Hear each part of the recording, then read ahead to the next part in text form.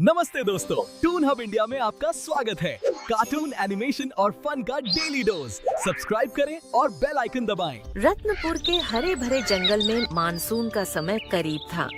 कोई दाना जुटा रहा था तो कोई अपने घोंसले की मरम्मत कर रहा था, लेकिन लाली बकरी को इन सब बातों से कोई सरोकार नहीं था। टहलते टहलते लाली की नजर गल्लू भालू पर पड़ी। गल्लू बहुत मेहनत से अपनी पीठ पर लकड़ियों का एक भारी गट्ठर लाद कर ले जा रहा था।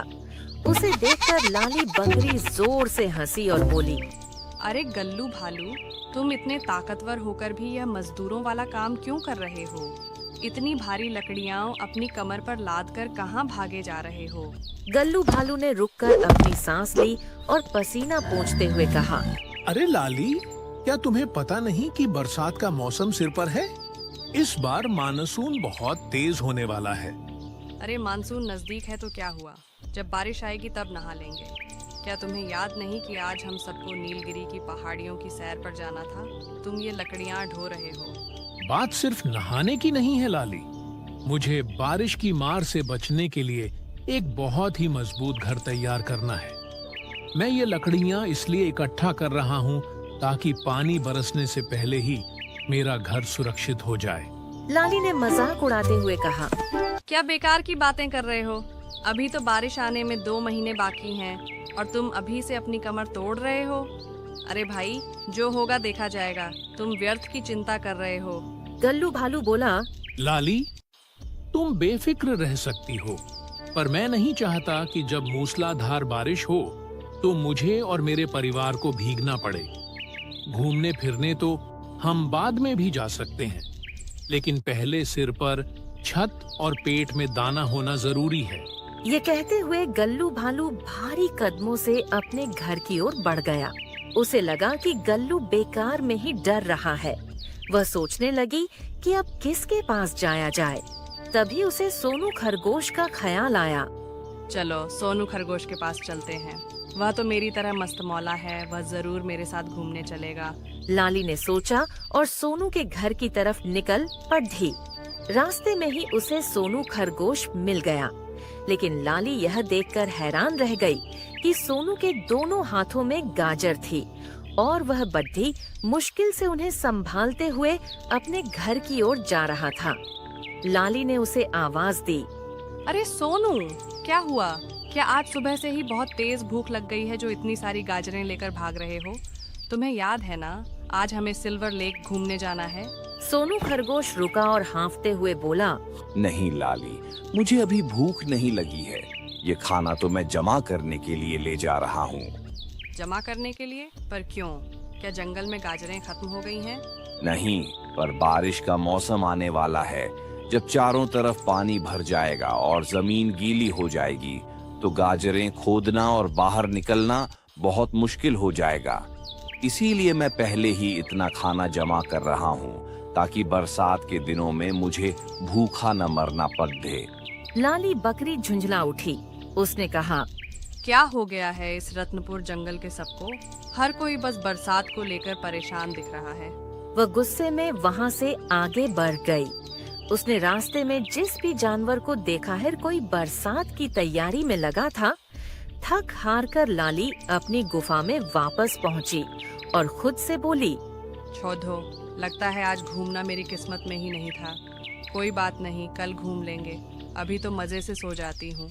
और वह बिना किसी चिंता के चैन की नींद सो गई। अगली सुबह जब लाली बकरी की आँख खुली तो सुहावना मौसम देखकर उसका मन फिर से नीलगिरी की पहाड़ियों पर जाने के लिए मचलने लगा। उसने सोचा, अकेले घूमने में वो मजा कहाँ? क्यों न एक बार फिर गल्लू भालू को मनाया जाए। वह उछलती कूदती गल्लू भालू के पास पहुँची। गल्लू आज भी लकड़ियाँ इकट्ठा करने के लिए तैयार खड़ी रहा था। लाली ने मीठी आवाज में कहा, गल्लू भाई, आज तो मान जाओ। देखो मौसम कितना सुहावना है। आज तो लकड़ियाँ ढोना बंद करो और मेरे साथ सैर पर चलो। नहीं लाली, अभी तो मुझे बहुत सारा काम बाकी है। जब तक मेरा घर पूरी तरह मजबूत नहीं हो जाता मैं कहीं नहीं जा सकता। लाली बकरी ने एक चाल चली। उसने सोचा, अगर मैं लकड़ी लाने में इसकी थोड़ी मदद कर दूं तो यह काम जल्दी खत्म हो जाएगा और फिर यह मेरे साथ घूमने के लिए मना नहीं कर पाएगा। उसने मुस्कुराकर कहा, गल्लू भाई, क्या इस नेक काम में मैं भी तुम्हारी मदद कर सकती हूँ? अरे वाह लाली, यह तो बहुत अच्छी बात है। अगर तुम मदद करोगी तो घर जल्दी तैयार हो जाएगा। चलो। दोनों जंगल के घने हिस्से में गए। गल्लू ने अपनी पीठ पर लकड़ियों का एक बहुत बड़ा गट्ठर लाद लिया। लाली की पीठ पर भी एक भारी गट्ठर रखा गया। शुरुआत में तो लाली को बड़ा अच्छा लगा, लेकिन कुछ ही दूर चलने के बाद उसकी कमर में दर्द होने लगा। लकड़ियां बहुत भारी थीं। गल्लू ने पीछे मुड़कर देखा और प्रोत्साहित करते हुए कहा, वाह लाली, तुम तो बहुत मेहनती निकली। गट्ठर इतना भारी है, फिर भी तुम्हें जरा भी फर्क नहीं पड़ रहा। लाली का चेहरा पसीने से तर-बतर था। उसकी टांगें कांप रही थीं। उसने मन ही मन सोचा, अजी घंटा फर्क नहीं पड़ रहा, मेरी तो कमर टूटी जा रही है। जब वे दोनों गल्लू के घर पहुँचे तो गल्लू ने लाली की पीठ से लकड़ी का गट्ठर उतारा। उसने लाली का शुक्रिया अदा करते हुए कहा, तुम्हारा बहुत बहुत धन्यवाद दोस्त। आज तुम्हारी वजह से मेरा बहुत सारा काम आसान हो गया। अरे ये तो मेरा फर्ज था। मेरा दिल तो और लकड़ी लाने का था, पर मुझे याद आया कि सोनू खरगोश ने मुझे किसी जरूरी काम से बुलाया है, तो मैं चलती हूँ। जैसे ही गल्लू पलटा, लाली वहाँ से तेजी से भाग निकली। वह हाँफते हुए बुदबुदाई, बाप रे, मेरी मति मारी गई थी जो इसकी मदद करने को तैयार हो गई। अगर एक बार और यह मुझे लकड़ी लेने ले जाता तो मेरी तो राम नाम सत्य ही हो जाएगा। गल्लू भालू के घर से भागने के बाद लाली बकरी ने राहत की सांस ली, लेकिन उसका मन अब भी नहीं माना। उसने सोचा, गल्लू तो काम में लगा है, चलो सोनू खरगोश को ही मनाते हैं। वह दौड़ती हुई सोनू खरगोश के पास पहुंची। सोनू भी अपने घर से बाहर निकल रहा था। लाली ने कहा, सोनू मेरे दोस्त, कैसे हो? आज तो चलो घूमने। देखो लाली, मैं घूमने नहीं जा सकता। मुझे बरसात के लिए और भी गाजरें इकट्ठा करनी है। लाली ने अपनी वही पुरानी तरकीब अपनाई। उसने सोचा कि मदद के बहाने सोनू को जल्दी फ्री कर देगी। उसने कहा, नहीं नहीं मेरे दोस्त, मैं तुम्हारी मदद करने ही आई हूँ। चलो, मैं भी तुम्हारे साथ गाजर लेने चलती हूँ। सोनू खुश हो गया और दोनों शाही बाग के पास गाजर के एक खेत में पहुँचे। वहाँ पहुँचकर सोनू ने कहा, लाली, तुम उस तरफ से गाजरें उखाड़ दो और मैं इस तरफ से। दोनों ने मिलकर खूब सारी गाजरें तोड़ी। सोनू ने कुछ गाजरें लाली की कमर पर रस्सी से बांध दी और कुछ खुद अपने हाथों में धर ली। लाली को लगा कि काम खत्म हो गया, लेकिन तभी मुसीबत आ गई। खेत का मालिक, एक गुस्सैल किसान, अपनी फसल की रखवाली कर रहा था। उसने देख लिया कि कोई उसकी गाजरें चुरा रहा है। किसान हाथ में डंडा लिए उनकी तरफ दौड़ा। सोनू खरगोश तो छोटा और फुर्तीला था। वह झट से झाड़ियों में छिप गया, लेकिन लाली की कमर पर भारी गाजरें बंधी थीं। वह तेज नहीं भाग सकी। किसान ने लाली को पकड़ लिया और उसकी पीठ पर 2 जोर के डंडे जमा दिए। किसी तरह अपनी जान बचाकर लाली और सोनू वहाँ से ऐसे भागे कि सीधे सोनू के बिल के पास आकर ही दम लिया। सोनू ने लाली की कमर से गाजरें उतारी और कहा, शुक्रिया लाली, अगर तुम आज साथ नहीं होती तो मैं इतनी सारी गाजरें एक साथ नहीं ला पाता। कोई बात नहीं, ये तो मेरा फर्ज था। लाली, तुम भी अपने बारे में कुछ सोच लो। तुम्हारी गुफा पक्की है ना? बरसात में खाना कहाँ से लाओगी? मेरी गुफा बहुत ऊंचाई पर बनी है सोनू, वहाँ पानी नहीं पहुँच पाएगा। और खाने की बात तो वो तो तभी देखा जाएगा। मैं अभी से टेंशन लेकर अपना दिमाग खराब नहीं करना चाहती। लाली मन ही मन सोच रही थी, यहाँ से जल्दी कट लेती हूँ, वरना ये फिर से मुझे डंडे खिलवाने खेत पर ले जाएगा। लाली बकरी इसी तरह पूरी बेफिक्री और आलस में अपने दिन काटती रही। उसने न तो घर की मरम्मत की और न ही एक दाना भोजन जमा किया। और फिर जैसा कि सभी ने चेतावनी दी थी, ठीक 2 महीने बाद रत्नपुर के जंगल में मानसून ने दस्तक दी। आसमान में काले बादल छा गए और ऐसी मूसलाधार बारिश शुरू हुई कि थमने का नाम ही नहीं ले रही थी।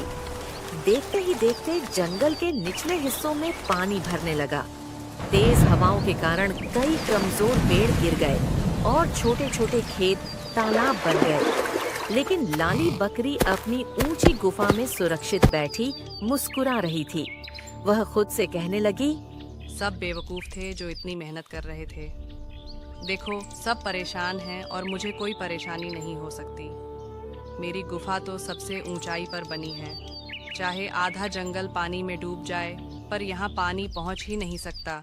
वह चैन की सांस लेकर सोने ही वाली थी कि तभी उसे गुफा के पिछले हिस्से से कुछ अजीब सी आवाज सुनाई दी। उसने चौंक कर पीछे मुड़कर देखा तो उसके होश उड़ गए।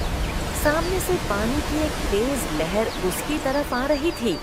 लाली बुरी तरह घबरा गई और चिल्लाई, अरे यह क्या? गुफा के मुख्य द्वार से तो पानी अंदर आया ही नहीं, फिर ये सैलाब पीछे से कैसे आ रहा है? उसके गुफा पीछे से फूट चुकी थी, जिससे पीछे से पानी रहा था। लाली अपनी जान बचाने के लिए गुफा से बाहर की ओर भागी। बाहर तेज बारिश, कड़ाके की ठंड और बर्फीली हवाओं ने उसका स्वागत किया। लाली का बुरा हाल हो चुका था। वह भीगकर पूरी तरह कांप रही थी और उसे समझ नहीं आ रहा था कि अब वह कहाँ जाए। तेज बारिश और बर्फीली हवाओं के बीच लाली बकरी जंगल की सड़कों पर भटक रही थी और ठंड के मारे उसके दांत किटकिटा रहे थे। उसने देखा कि जंगल के अन्य जानवर अपने अपने घरों में खिड़कियों से बाहर देख रहे थे। वे सुरक्षित और सूखे थे। लाली कई गुफाओं और घरों के पास गई, लेकिन हर जगह से उसे निराशा ही हाथ लगी। कोई अपना दरवाजा नहीं खोलना चाहता था, क्योंकि सबने पहले ही अपनी जरूरत के हिसाब से जगह बनाई थी। भटकते भटकते उसे सोनू खरगोश के घर की याद आई। जैसे ही वह सोनू के बिल के पास पहुंची, उसने देखा कि सोनू बड़े मजे से अपनी सूखी घास पर बैठा एक ताजी गाजर चबा रहा था। लाली ने कांपती आवाज में पुकारा, सोनू, ओ सोनू मेरे दोस्त, क्या तुम सुन रहे हो? अरे लाली, तुम इस तूफान में बाहर क्या कर रही हो? तुम तो कह रही थी कि तुम्हारी गुफा सबसे ऊंची और सुरक्षित है। मैं गलत थी सोनू। मेरी गुफा के पीछे वाले रास्ते से नदी का पानी अंदर घुस आया और अब वहाँ रहना नामुमकिन है। मेरे पास न रहने की जगह है और न ही खाने के लिए कुछ। मैं सुबह से भूखी हूँ। सोनू का दिल पसीज गया। उसने कहा, लाली, तुम खाने की चिंता मत करो। जब मैं गाजरें जमा कर रहा था, तब तुमने किसान के डंडे खाकर भी मेरी मदद की थी। मैं वह एहसान कैसे भूल सकता हूँ। सोनू ने अपनी जमा की हुई गाजरों का एक बड़ा हिस्सा लाली के आगे रख दिया। लाली ने भरपेट गाजरें खाईं और उसकी जान में जान आई। उसने सोनू से पूछा, पर मेरी गुफा में पानी आया कहाँ से? शायद तुम्हारी गुफा का पिछला हिस्सा नदी की तरफ खुलता था। अगर तुमने समय रहते उस छेद को लकड़ियों या पत्थरों से बंद कर दिया होता, तो आज यह नौबत नहीं आती। तभी वहाँ से गल्लू भालू गुजरा, जिसने अपनी पीठ पर एक बड़ा सा छाता ले रखा था। उसने लाली की हालत देखी और रुक गया। गल्लू बोला, लाली, अब तुम्हें अपनी गलती का एहसास हो गया है।